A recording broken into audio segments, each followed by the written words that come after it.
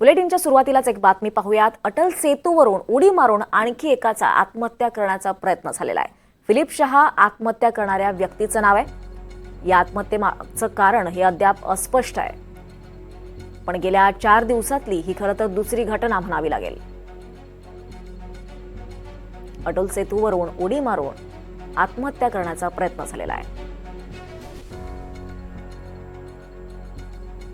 आपल्यासोबत याबद्दल अधिक अपडेट्स जाणून घेऊयात। आपल्या प्रतिनिधी भाग्यश्री प्रधान आहेत। भाग्यश्री, अटल सेतूवर आत्महत्या करण्याचा प्रयत्न झालेला आहे, खरं तर ही चौथी घटना आहे, काय सांगशील?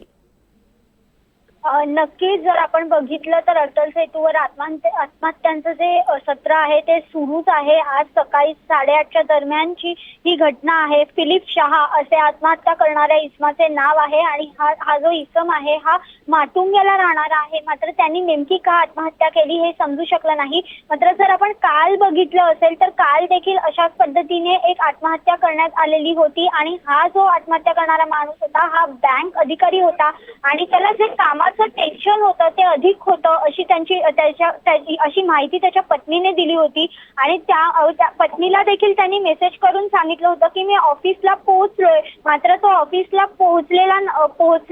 ऑफिसला न जाता तो डायरेक्ट अटल सेतूवर आला होता आणि अटल सेतूच्या ब्रिजवरनं त्यांनी उडी मारून आत्महत्या केली होती। त्यानंतर त्याचा मृतदेह सापडायला संपूर्ण दिवस गेला, अद्यापही त्याचा मृतदेह सापडलेला नाही अशी माहिती पोलिसांकडनं मिळते। मात्र आज जर आपण बघितलं तर आज पुन्हा दुसरी काही घडलेली आहे आणि आजची घटना घडल्यानंतर जो मृतदेह आहे तो मात्र पोलिसांना सापडलेला आहे।